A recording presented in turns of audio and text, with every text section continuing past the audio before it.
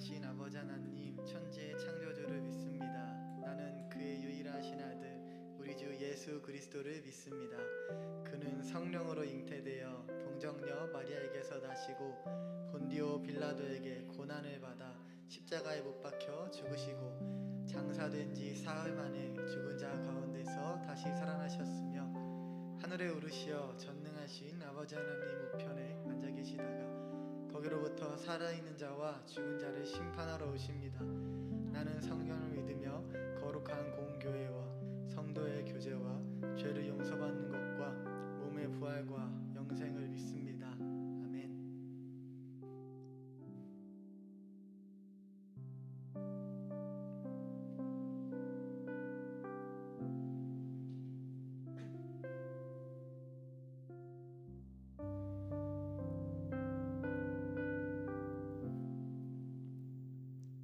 닿을 수 없고 오를 수 없네.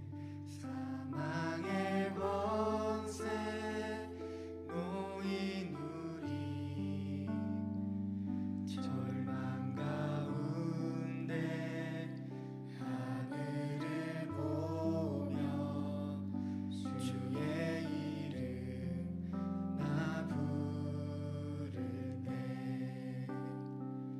어둠을 뚫고 주님의 사랑 내 영혼을 비추시네. 모든 것 이미 이루신 주님, 주 예수 내 산소망. 2절로 찬양하시겠습니다. 위대한 자비 영원 못하며 한없는 은혜 표현 못해. 내 죄와 수치 지기 위하여 이 땅 위에 주 오셨네. 주의 십자가 날 구원하사 왕의 자녀 삼으셨네. 나는 영원히 주님의 소유, 주 예수 내 사. 할렐루야. 주님의 이름을 찬양합시다. 할렐루야. 주의 이름 찬양해. 할렐루야. 내게 자유 주셨네. 죄의 저주 끊으신 구원의 주 그 이름 주 예수 내 산소망. 할렐루야. 주의 이름 찬양해. 할렐루야. 주의 이름 찬양해. 할렐루야. 내게 자유 주셨네. 죄의 저주 끊으신 구원의 주 그 이름 주 예수 내 산소망. 언약의 말씀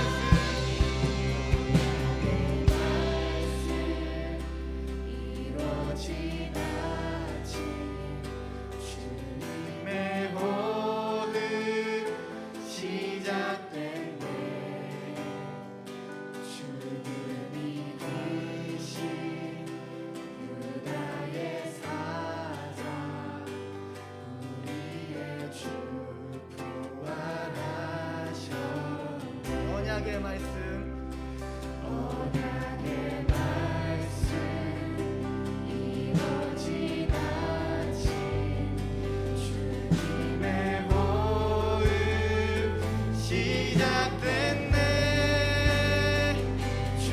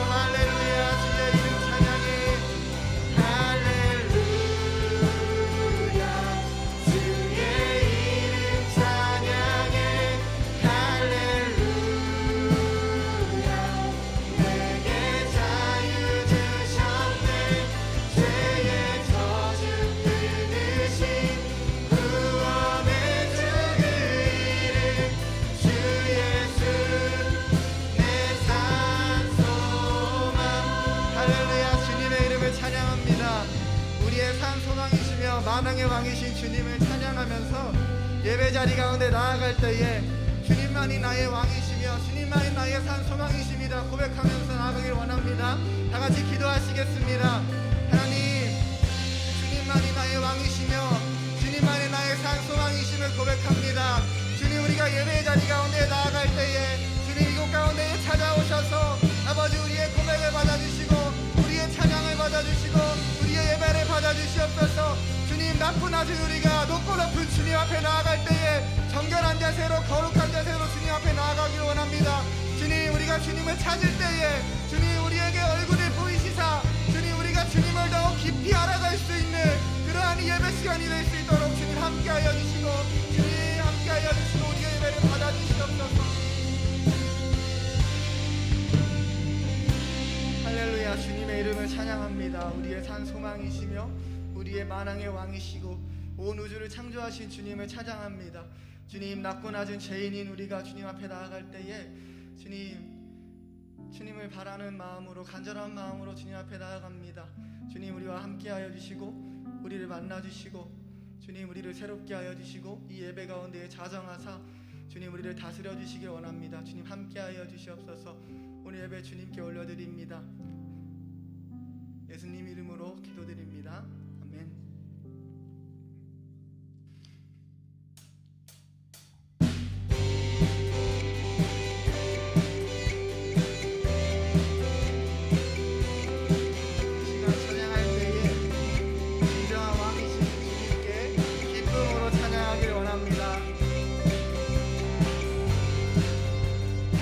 왕 대신 주께 감사하세.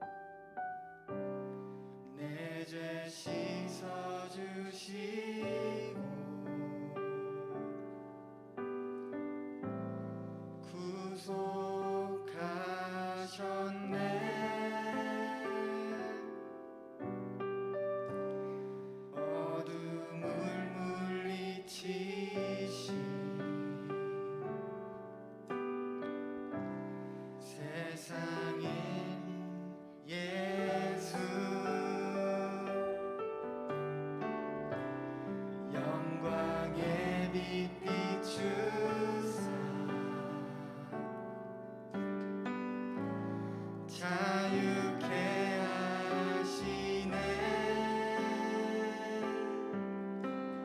예수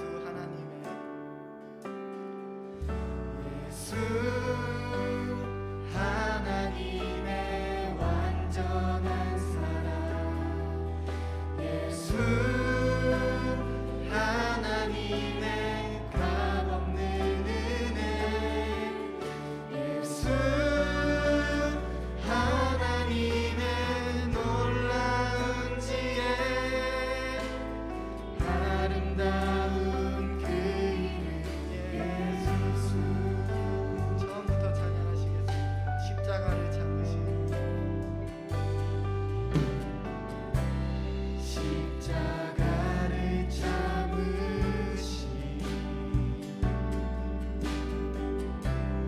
어린 양 예수, 내 죄 씻어주시고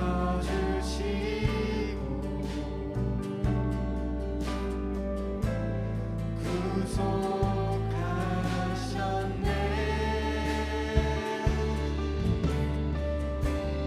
어둠을 물리치신 세상의 빛 예수, 영광의 빛 비추사 자유케 하시네.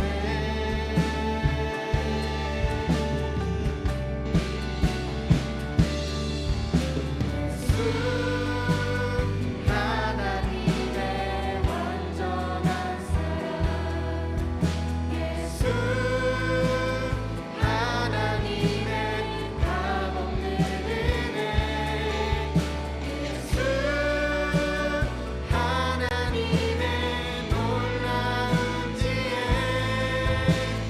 아름다운 그 예수 하나님의 완전한 사랑, 예수 하나님의 완전한 사랑, 예수 하나님의 값없는 은혜, 예수 하나님의 놀라운 지혜, 아름다운 그 주 같은 분 없네.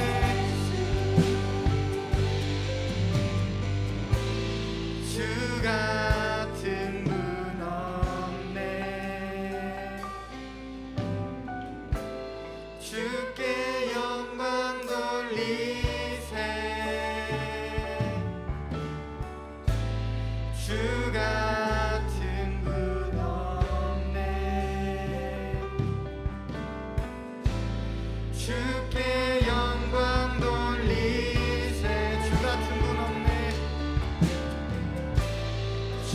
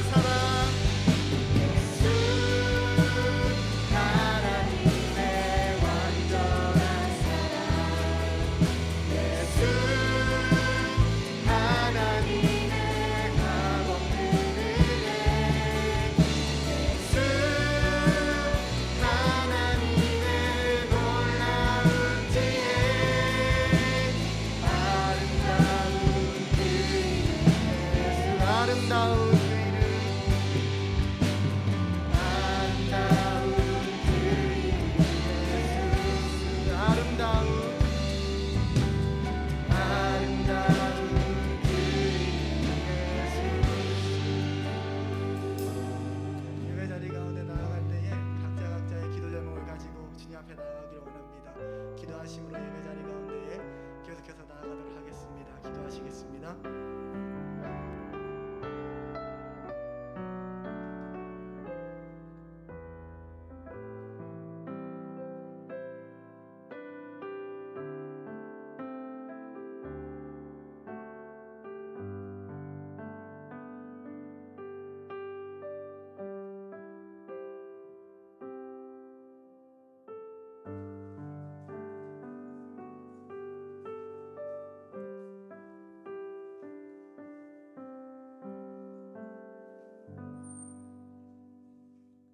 사랑하는 하나님 아버지, 주님께 나와 이렇게 예배드릴 수 있음에 감사합니다. 매주 드리는 예배에 익숙해져 가끔은 예배를 숙제처럼 느끼는 제 자신을 발견할 때가 있습니다. 주일에 설레는 마음으로 예배드릴 수 있게 도와주세요. 예배를 드릴 때 온전히 주님만으로 기뻐하는 마음 허락해 주세요. 지치고 힘들 때만 주님을 간절히 찾다가 가끔은 너무 지쳐 주님마저 찾지 않고 다른 것에 의지할 때가 있습니다. 모든 걱정, 모든 괴로움 다 주님께 맡기고 오직 주님만 붙잡고 의지하게 도와주세요. 우리가 가정이나 학교 또는 직장에서 참된 그리스도인으로 살아갈 수 있게 도와주세요. 남을 배려할 줄 알고 사랑할 줄 아는 주님의 자녀 되게 도와주세요. 우리가 어디에서 무엇을 하든 주님의 영광을 드러내는 참된 빛과 소금 같은 존재가 될 수 있게 도와주세요. 우리의 하루하루가 주님께 드리는 감사기도가 될 수 있게 매 순간이 사랑 가득한 찬양이 될 수 있게 도와주세요. 주님께서 주시는 소중한 것들에 무뎌져 참된 감사를 잊지 않게 도와주세요. 세상에 너무 재밌는 게 많아서 말씀과 기도에 소홀해질 때가 많습니다. 그 무엇보다도 주님의 말씀을 우선순위에 두고 주님을 중심에 두는 삶 살아가게 도와주세요. 우리 영등포교회가 주님을 사랑하고 서로를 사랑하는 교회 되게 도와주세요. 말씀 위에 굳게 서며 흔들리지 않는 그런 교회 될 수 있게 도와주세요. 오늘 드리는 이 예배가 오직 주님만이 영광 받으시는 그런 예배 될 수 있게 도와주세요. 주님께서 기뻐 받으시는 예배 드리길 원합니다. 주님, 이 시간 우리와 함께하여 주세요. 감사드리며 예수님의 이름으로 기도드렸습니다. 아멘. 하늘에 계신 우리 아버지, 아버지의 이름을 거룩하게 하시며 아버지의 나라가 오게 하시며 아버지의 뜻이 하늘에서와 같이 땅에서도 이루어지게 하소서. 오늘 우리에게 일용할 양식을 주시고 우리가 우리에게 잘못한 사람을 용서하여 준 것 같이 우리 죄를 용서하여 주시고 우리를 시험에 빠지지 않게 하시고 악에서 구하소서. 나라와 권능과 영광이 영원히 아버지의 것입니다. 아멘.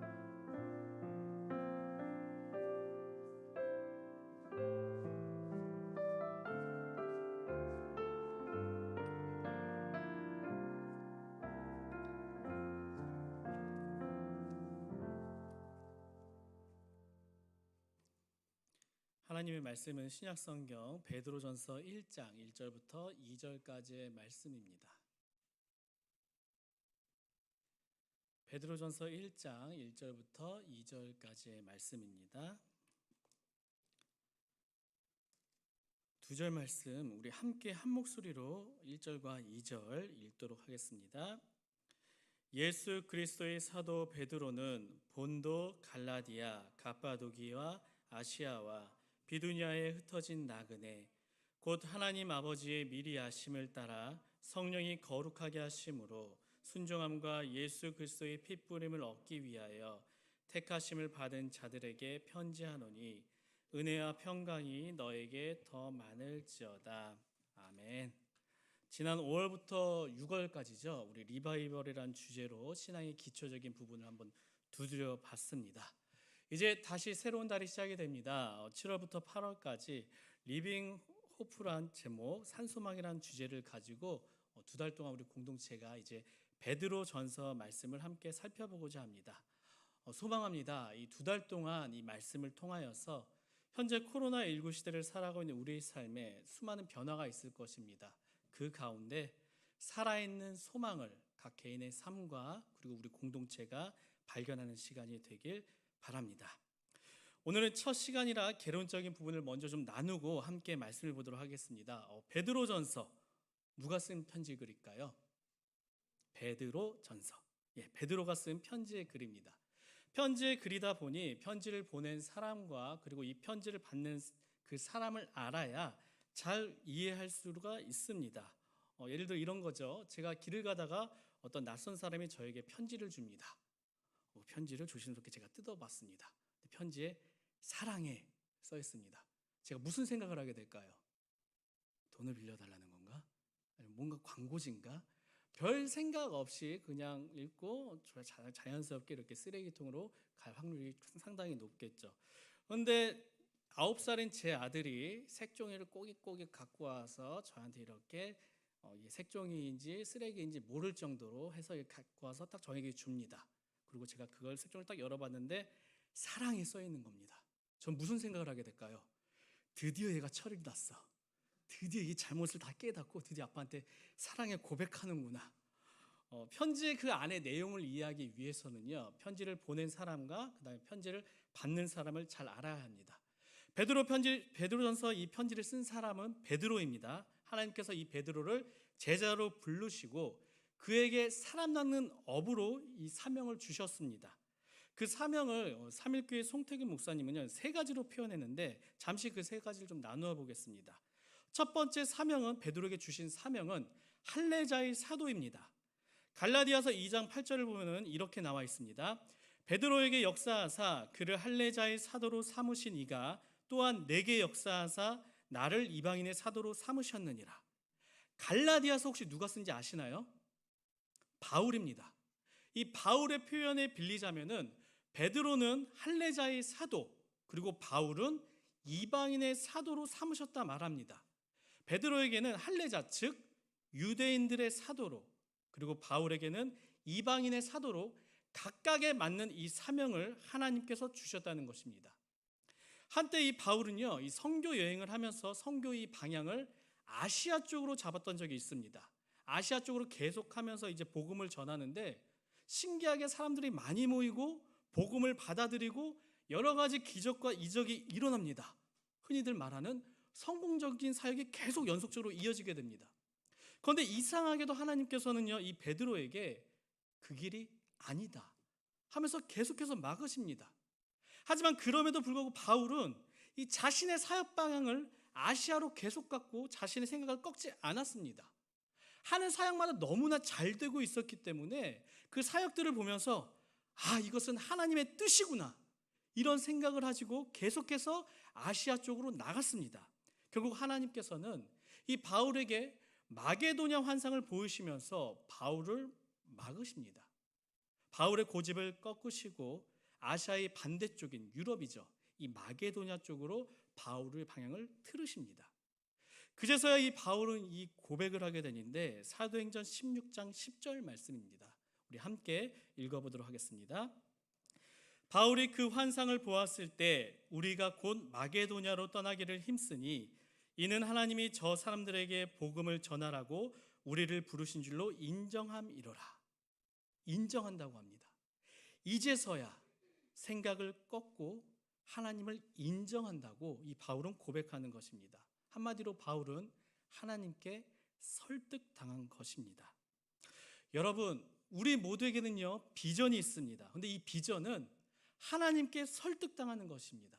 각자에게 분명하게 맡겨주신 하나님의 사명이 있습니다. 우리가 서로 다 다른 것처럼 할 수 있는 것들이 다 다르기 때문에 분명 하나님께서 각자에게 주신 사명은요 다 다를 것입니다. 그런데 그 가운데 하나님과 내 생각의 간격을 좁히는 것, 이것이 바로 하나님께서 나에게 주신 이 비전을 찾는 방법입니다.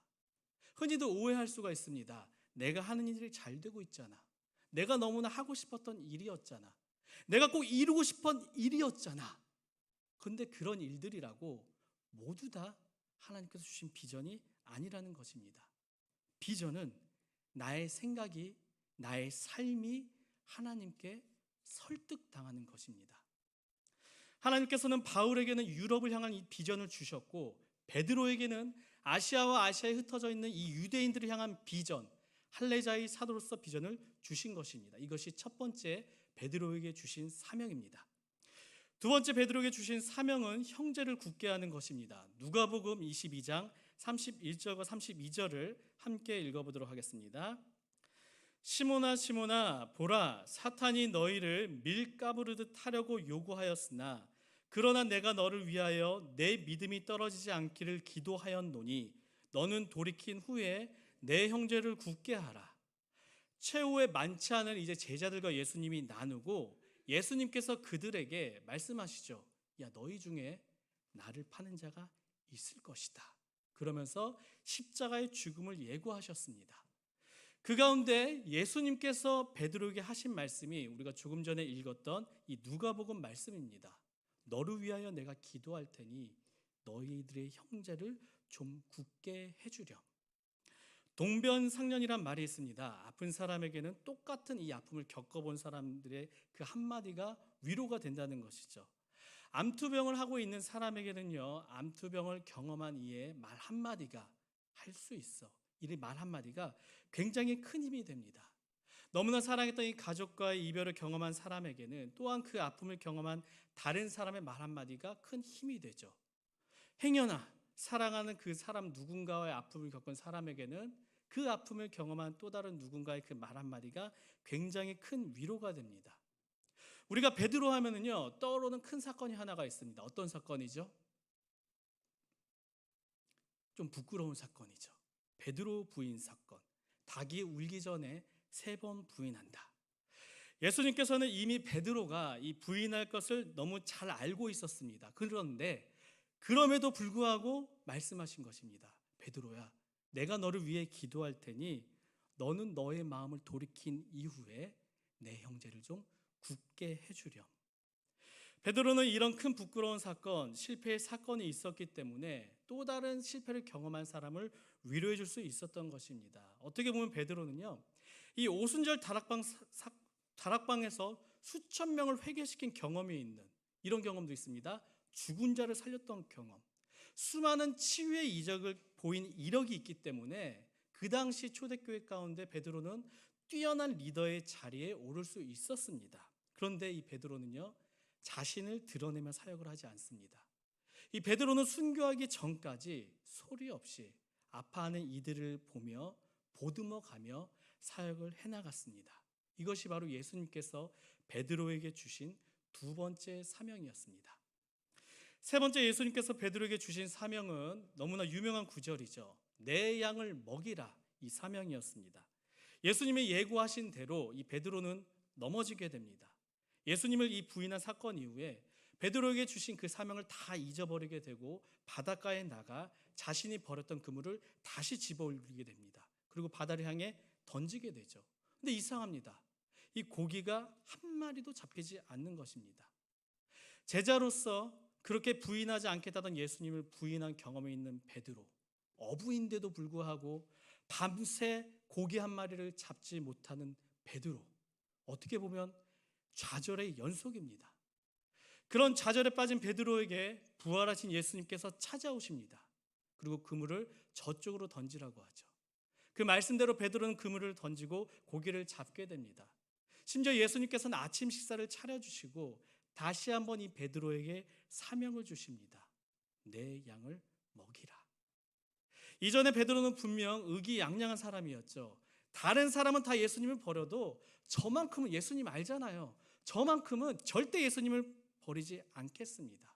언제나 자신있게 외쳤던 그였습니다. 그러나 자신의 실제 그 부인하던 너무나 부끄러운 모습을 발견한 베드로는 큰 좌절감과 무기력감에 빠지게 됩니다. 자신에 있는 것이 하나도 없고 심지어 자기 자신도 내 자신도 나를 믿지 못할 그 좌절에 빠져 있을 때, 그때 예수님께서는 베드로에게 다가가 말씀하십니다.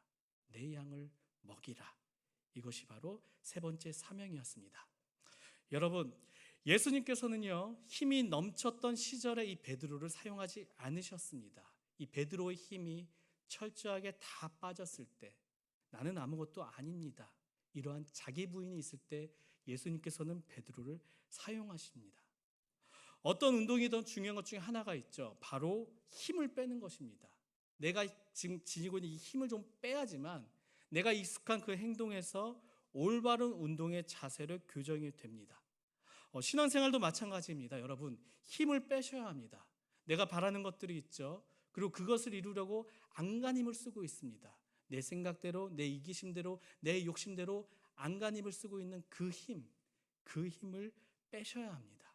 힘을 뺄 때에 주님께서는 우리에게 비전을 주시고 사명을 주시고 우리를 통하여서 하나님의 약속을 이루시기 때문입니다. 이처럼 베드로에게 예수님께서는 할례자의 사도로 내 형제를 굳게 하며 내 양을 먹이라는 이 세 가지의 사명을 주셨습니다. 이제 이 편지를 받는 사람들에 대해 한번 보도록 하겠습니다. 함께 다시 본문 1, 2절을 읽어보도록 하겠습니다.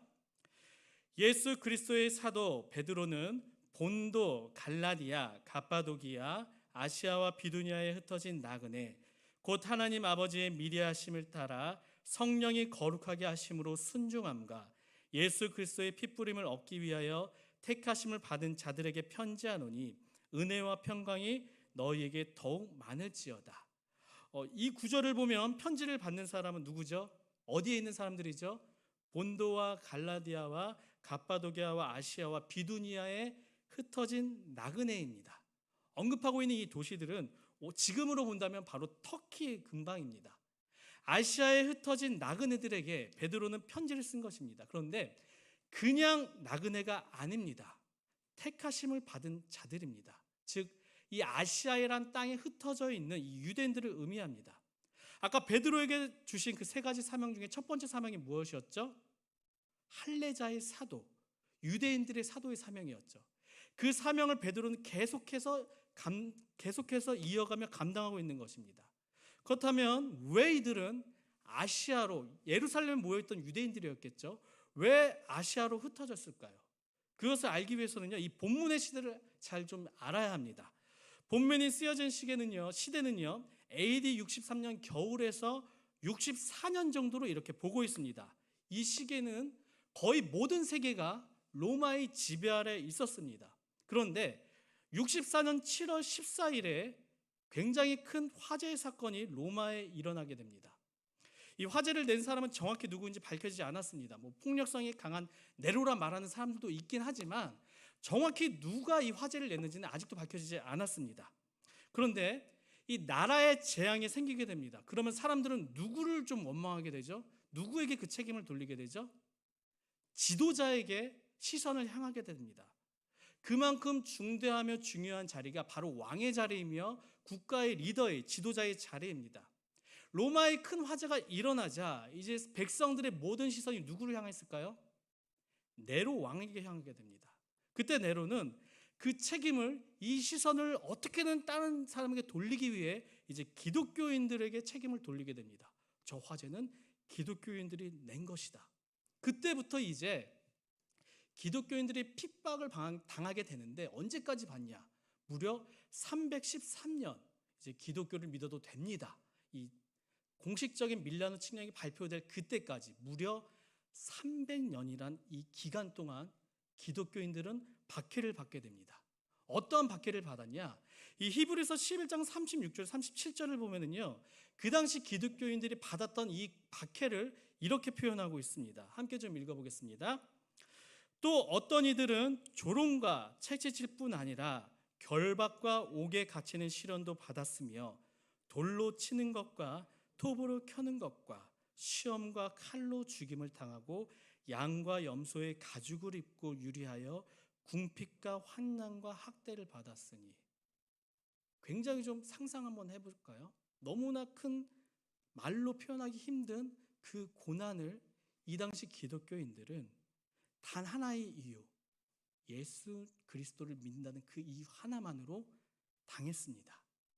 이러한 고난이 일어날 거의 초기 시기, 그때 베드로는 이 고난을 예상하고 이 베드로 전서라는 이 편지를 보낸 것입니다. 어떻습니까? 오늘의 시대에도 고난의 시대인 것 같습니다. 서로 여기저기 감사보다는 이상하게 불만이 계속해서 나오는 것 같습니다. 서로 불편하다고 난리입니다. 가진 자와 가지지 못한 자의 이 양극화의 현상이 굉장히 극에 달하고 있습니다. 가진 자들은 더 갖기 위해 수단과 방법을 가리지 않습니다. 반대로 가지지 못한 자는 이 어쩔 수 없는 이 현실을 어떻게든 좀 돌파하려고 하는데 그 돌파구가 전혀 보이지 않습니다. 그저 한숨만 쉬고 있습니다. 웬걸입니까? 게다가 사람의 수명까지 늘어나 버렸습니다. 100세 시대, 은퇴 이후에도 소수의 사람들을 제외하고는 또 다른 내가 무엇인가를 해야 하지만, 수익이 있어야지만 살아갈 수 있는 시대가 되었습니다. 코로나19로 인해 안전하다고 생각했던 그 모든 것들이 안전하지 않네, 이것을 알게 되고 그 안전이 무너지게 되고 혼란과 변화의 시대를 지금 우리는 살아가고 있습니다. 이 가운데 그리스도인으로서 사는 것 그리 만만치 않습니다. 마치 로마의 화재의 주범으로 이 기독교인들이 의심을 받아 수많은 그 사람들의 안 좋은 눈초리를 받았던 것처럼 오늘날 세상들도 이 교회를 향해, 그리스도인들을 향해 질타의 시선을 쳐다보고 있습니다. 그 가운데 아시아에 흩어진 그리스도인들과 그리고 오늘이라는 이 현대판 고난의 시대를 살아가고 있는 우리를 향해 이 베드로는 편지를 쓴 것입니다. 다시 본문 1절을 보면 이 편지를 받는 이들에는 독특한 표현이 하나가 있죠. 오늘 말씀의 제목인데요, 바로 흩어진 나그네란 단어입니다. 이 흩어진 단어를 원어로 보면은요, 디아스포라란 단어입니다. 들어본 적 있죠? 근데 이 디아스포라란 단어는 두 개의 단어가 이렇게 합쳐진 단어입니다. 디아와 스포라란 단어가 합쳐진 단어입니다. 여기서 디아는요, 이 뿌리다의 뜻이 있고, 스포라는 흩어지다, 흩다의 뜻이 있습니다. 즉 하나님께서는 하나님의 계획에 맞게 마치 농부가 밭에 씨앗을 흩어 뿌려서 나중에 그 열매를 거두는 것처럼 농부이신 하나님께서는 그리스도인이라는 이 씨앗을 흩어 뿌려서 열매를 거두신다는 뜻이 담겨 있다는 것입니다. 사도행전을 보면은요, 이 예루살렘에 모여있던 그리스도인들이었습니다. 그런데 이들이 흩어지게 됩니다. 하나의 사건으로부터. 스데반의 이 순교 사건 이후로 이제 이들에게 고난이 시작되니까 그들이 고난을 받고 아시아로 도망가야지, 다른 나라로 도망가야지, 이렇게 흩어지게 된 것입니다. 그들 각 개인의 시선으로 본다면요, 분명히 힘든 일이니까 고난이 맞습니다. 하지만 이 하나님의 시선으로 본다면은 그들을 흩어 뿌리심으로 이 복음이 확장되었고 결국에는 열매를 맺게 하기 위한 하나님의 계획이었습니다. 이렇게 흩어진 사람들로 인해 아시아 안에 여러 가지 공동체가 생기게 되고 교회들이 생기게 되고 오늘날의 이 한국에도 교회가 생기게 된 것입니다. 여러분들, 오늘 우리도 마찬가지입니다. 지금 각자가 서 있는 이 삶의 자리가 있습니다. 마치 우연인 것처럼 보이지만 이 나라는 씨앗을 하나님께서는 지금 내가 있는 이곳에 흩어 뿌리신 것입니다. 물론 때로는 내가 서 있는 이곳이 너무나 힘듭니다. 마치 가시밭과 같이, 마치 돌밭과 같이 느껴질 때도 있습니다. 그런데 그렇게 메마른 곳이라 할지라도 하나님께서는 성령으로 그 자리를 갈아엎으셔서 나라는 씨앗을 통해 그곳에 바로 하나님의 열매를 맺게 하실 것입니다. 계속해서 본문 1절은요, 이 흩어진 나그네라 말합니다. 하나님의 계획에 의해서 흩어진 사람들을 나그네라 표현한 거죠. 근데 여기서 나그네란 말을 2절에서 보면은요, 어떤 사람이냐, 택하심을 받은 자라는 것을 의미합니다. 나그네는 택하심을 받은 자, 즉 순례자를 의미합니다. 여러분, 혹시 이 순례자와 방랑자의 차이를 아십니까? 순례자와 방랑자, 목적지가 있냐 없냐의 차이입니다. 그리스도인들의 목적지는 어디입니까? 지금 여러분들의 목적지는 어디입니까? 하나님의 나라여야 합니다. 순례자로서 이 완성된 하나님의 나라를 향해 매일 힘들지만 그래도 한 걸음씩 한 걸음씩 내딛어 보는 것입니다. 하나님께서는 이 베드로의 편지를 받고 있는 아시아에 흩어진 그리스도인들처럼 그리고 지금 우리를 이곳에 흩어 뿌리셨습니다. 복음의 씨앗으로 심으신 것이죠. 이곳에 우리가 살아가면서 아무런 목적지가 없는 방랑자로 살아가는 것이 아니라 뚜렷한 목적지, 바로 하나님의 나라를 향해 순례자로서 걸어가라고 말씀하십니다. 그런데 우리가 살아가면서 목적지가 어디인지 모릅니다. 그저 돈 많이 벌어야지, 그저 좋은 직장 들어가야지, 돈 많이 벌면 행복할 거야, 어떻게든 가정을 좀 이뤄봐야지. 뚜렷한 목적 없이 하루하루 그냥 그렇게 살아갑니다. 여전히 내가 그 순간 옳다고 생각하는 것을 따라, 내 욕심에 따라 살아가고 있습니다. 그렇다면은 그 사람의 삶은 순례자가 될까요? 아니면은 방랑자가 되는 것일까요? 이제 말씀을 마치고자 합니다. 디아스포라, 이 단어를 좀 함께 기억하면 좋을 것 같습니다. 하나님께서는 계획을 가지시고 우리를 하나님의 씨앗으로 지금 우리가 서 있는 이곳에 흩어 뿌리셨습니다. 우리가 지금 서 있는 곳에서 지금의 내가 과연 순례자가 될지 아니면 방랑자가 될지는 지금 나에게, 우리에게 달려 있습니다. 물론 이 오늘의 시대를 그리스도인으로 살아가는 일, 저도 잘 알고 있습니다. 결코 만만치 않은 일입니다. 수많은 고난과 수많은 유혹이 우리를 흔들기 위해 도사리고 있습니다. 그렇기 때문에 이 베드로 사도는 이 베드로 전서라는 편지를 오늘 우리에게 쓴 것입니다. 여러분, 그거 아시죠? 하나님께서는 실수가 없으신 분이십니다.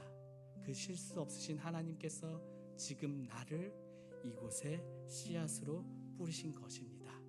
그 하나님을 좀 믿고 하나님의 나라란 이 목적지를 향해 흩어진 나그네로서 한 주간도 함께 걸어가 보시면 어떻겠습니까? 이 시간 이 찬양으로 함께 고백하며 나아가기 원합니다. 주 예수 산수마, 이 찬양으로 함께 나아가기 원합니다. 닿을 수 없고 오를 수 없네. 사망의 권세 너희 누리 절망 가운데 하늘을 보며 주의 이름 나 부를 때 어둠을 뚫고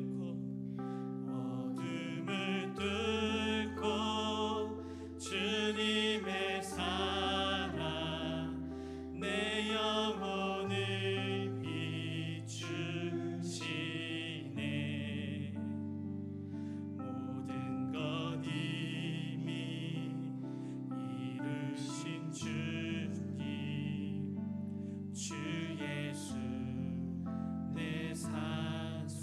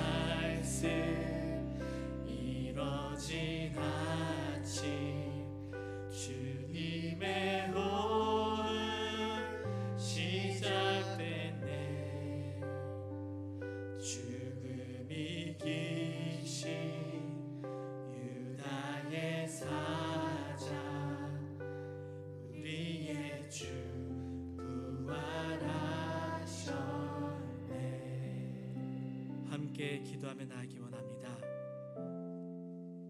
우리를 흩어진 나그네로 이곳에 부르신 그 하나님의 계획과 그 계획에 순종하여 방랑자가 되는 것이 아니라 순례자가 되어 오직 하나님의 나라를 향해 달려가는 우리가 되게 해달라고 이 시간 함께 기도하며 나아가겠습니다. 사랑하는 주만 하나님 아버지, 베드로전서 말씀드렸습니다.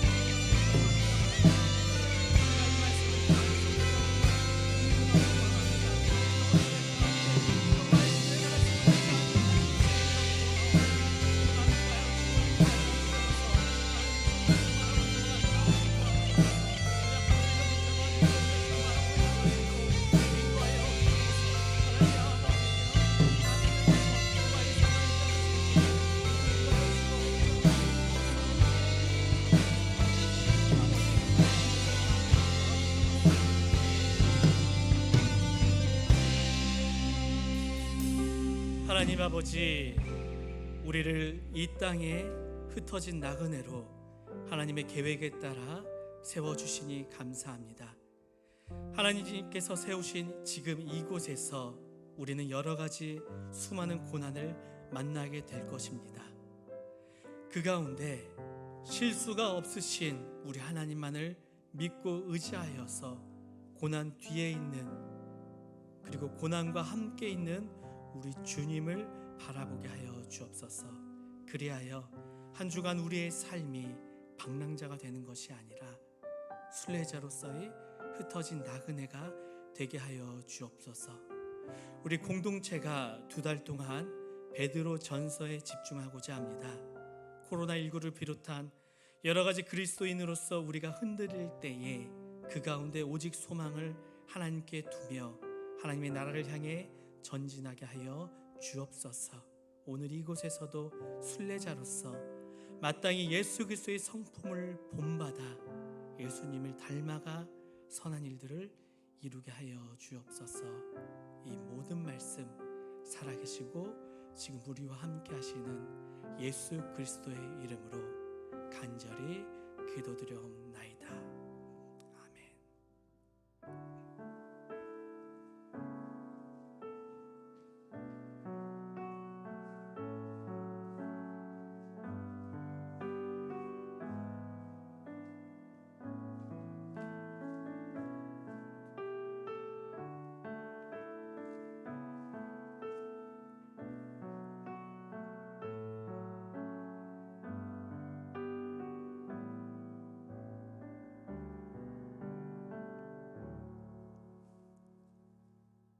한 주간도 수많은 상황과 환경 속에서 우리를 인도하셔 오늘 이 예배의 자리로 인도하신 하나님의 은혜에 감사를 드립니다.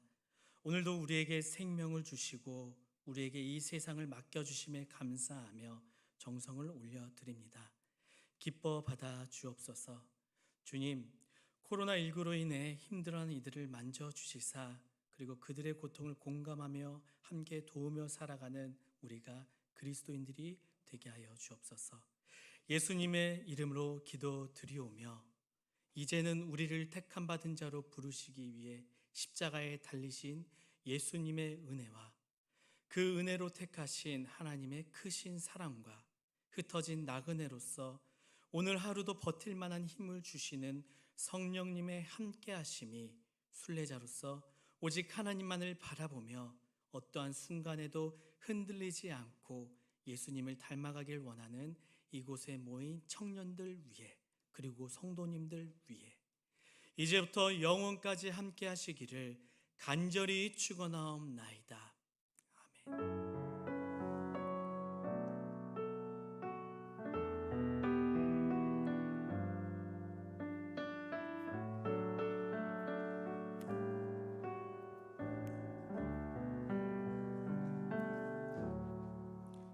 총무님 나오셔서 광고 읽겠습니다.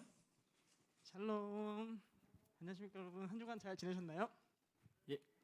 그럼 바로 광고 진행하도록 하겠습니다. 네, 그 7월 첫째 주니까 이제 생일을 맞은 내 앞에 명단 우리 군대 간 호진이, 성민이 형, 그리고 지금 오늘 생일인 승원이, 뭐 혜진이, 뭐 경훈이 누나, 정서희 누나, 재원이 형, 수아 누나 이제 한 번씩 지나가면서 이제 축하하다고 이렇게 말씀드려주고요. 특히 승원이가 오늘 자기 생일이라고 저한테 카톡을 했어요. 자기 생일이니까 이제 이렇게 이제 뭐 말해달라고, 축하 좀 많이 해달라고 하니까 저기 양수형 한번 손들어 보세요. 네, 저분 한 번씩 축하해 주세요. 한 번씩. 네, 귀엽네 이렇게 축하해 주시면 감사할 것 같습니다. 네, 저희 예배를 위한 기도회가 매주 주일 12시 45분에 이곳에서 시작되니까요. 매일매일 기도하고 싶으신 분들은 언제나 이렇게 오시면 너무 감사하겠고요. 순모임은 당분간 코로나19가 잠잠해지거나 없어지면 돌아오도록 하겠습니다. 그리고 마가복음 성경 통독은 안 하신 분들은 이번 연도 계속 진행하는 약간 컨텐츠이기 때문에 바로바로 해주시면 됩니다. 승원이 같은 친구도 아직 안 했거든요. 바로바로 해주시면 될 것 같고요. 이제 코로나 친구가 이제 집을 잃었나 봐요. 안 가네요 집으로. 다시 잠잠해지길 바라고 또 기도하며 저희가 또 열심히 또 생활 속 거리두기를 유지하며 파이팅 할 수 있으면 좋을 것 같습니다. 모두 한 주들 파이팅 하세요. 안녕.